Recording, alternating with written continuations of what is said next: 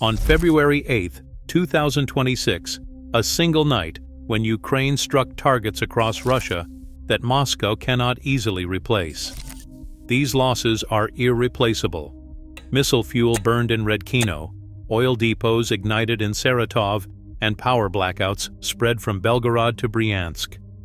Russia's military-industrial backbone shook, exposing air defense gaps the Kremlin never acknowledged. These defenses proved fragile. But what was truly lost? And why can't Putin recover from it? The answer changes this war. Bryansk, a region just north of Ukraine's border, reported widespread power outages on February 7th. The local governor posted on Telegram that 7 municipalities lost electricity after what he called enemy action. Each outage was mapped by open-source investigators, who cross-checked timestamps and local chat groups to confirm the locations. Analysts from Bellingcat traced the earliest images, flickers of distant fires and emergency sirens, back to a substation near Unecha. The metadata matched the governor's timeline, ruling out recycled footage. A day later, in Belgorod, the city's main power plant went offline. Regional officials acknowledged the incident, but gave no details. Telegram channels flooded with clips of a sudden blackout, and Bellingcat's mappers geolocated the skyline in several videos to the Luch thermal power plant. Power loss reports from Belgorod residents lined up with these findings, confirming a real-time disruption on February 8th. These two cases show the step-by-step process behind verifying strikes, from regional statements to raw cell phone clips to geographic cross-referencing. Each detail is checked, mapped, and time-stamped before it enters the record. Saratov sits far from Ukraine's border, deep in Russia's Volga region. On February 8th, emergency radio traffic in Kirov district spiked just after 2 a.m. Local dispatchers relayed reports of a fire at the Kirov oil depot, a facility known for supplying regional fuel reserves. Social media posts from Saratov residents described a sudden glow on the horizon, followed by columns of smoke. To verify these claims, imagery analysts turned to PlanetScope satellite passes from that morning.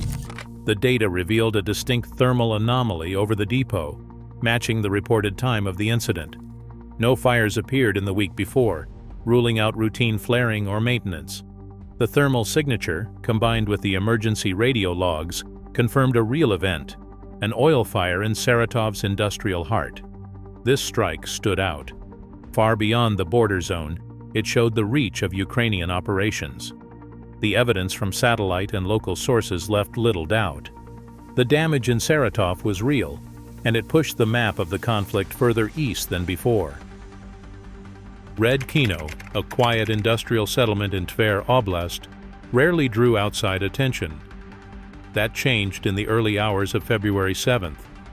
SBU Alpha drones struck the Redkino experimental plant, a facility long associated with Dacilin M rocket fuel for Kh-55 and Kh-101 cruise missiles. Within minutes, local telegram channels lit up with reports of a fire and thick black smoke rising from the plant. Russian officials confirmed a UAV-related fire at 3:28 a.m., though they insisted production would continue. Yet outside claims told a different story. NASA's firm satellite fire detection system registered a new thermal hotspot over the plant's coordinates, evidence of active burning that matched the timeline of local reports. Analysts from the conflict intelligence team cross-referenced the firm's data with pre-strike commercial satellite imagery. The post-strike overlays revealed a clear scorch mark on the plant's roof, a signature absent in images from just days before. No debris field was visible from orbital passes, but the thermal anomaly and roof damage left little doubt. Redkino's missile fuel line had been hit. This evidence, verified across independent trackers and satellite feeds, locked in Redkino as the centerpiece of Ukraine's deep strike campaign. The forensic trail now pointed to the next step: what this damage meant for Russia's missile production. Inside the Redkino experimental plant, every stage of production is tailored for one purpose: creating Dacilin M, a specialized fuel blend for Russia's Kh-55 and Kh-101 cruise missiles.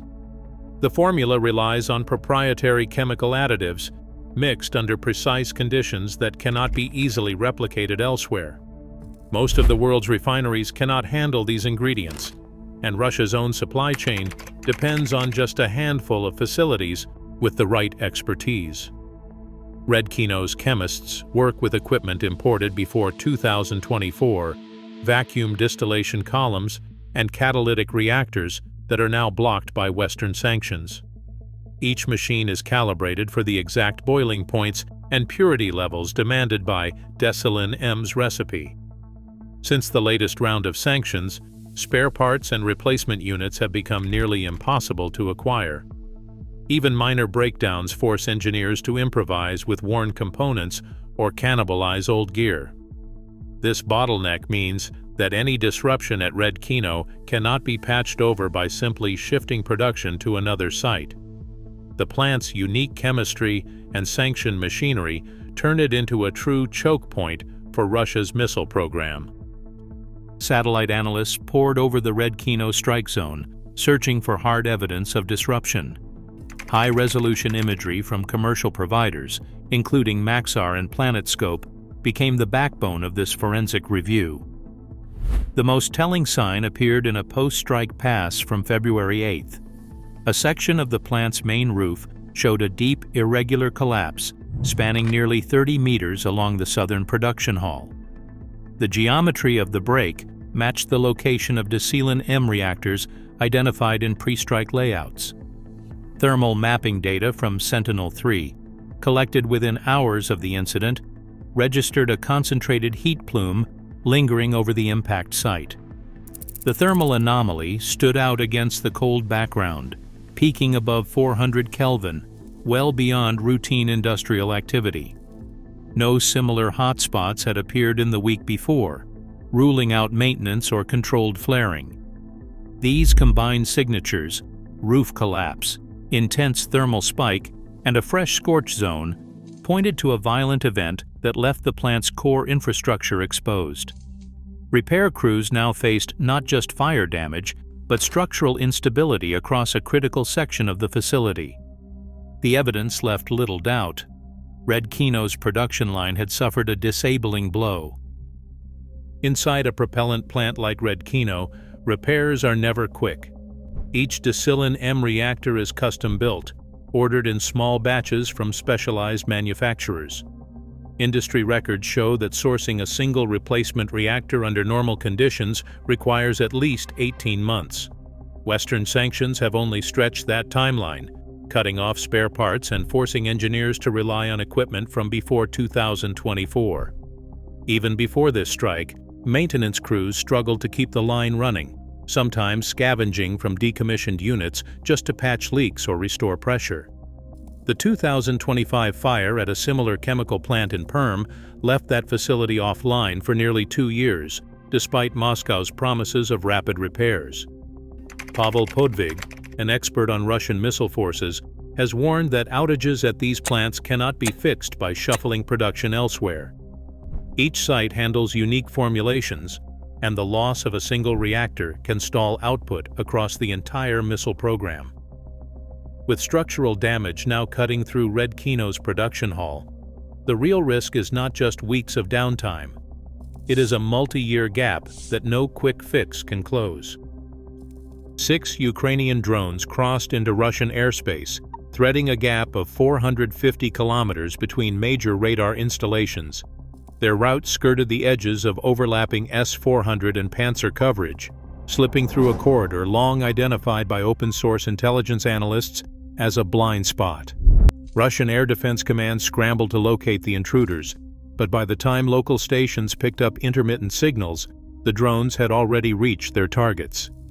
The pattern mirrored a previous breach at Kapustin Yar in January, when Ukrainian strikes bypassed layered defenses using similar low-altitude flight paths. Animated trajectory reconstructions from Molfar mapped the incursion in real time, showing how the drones exploited outdated radar arrays and inconsistent coverage along the Volga axis. Inside Russian command posts, intercepted chatter revealed confusion and delayed response orders. The exposed gap left a clear warning. Future sorties could follow the same invisible highway, turning a single night's success into a repeatable threat. Russia's missile campaign depends on a steady flow of specialized fuel, and every disruption ripples through launch schedules. In the week following the Red Kino attack, the Institute for the Study of War tracked a barrage of 2,000 drones and 616 missiles, numbers that reflect Russia's maximum output when supply lines hold. But analysts warn that even a single plant outage can trigger a measurable drop in launch tempo. Michael Kaufman, a leading voice on Russian military logistics, notes that bottlenecks in propellant supply can reduce sortie rates by as much as 30%, especially for cruise missile operations.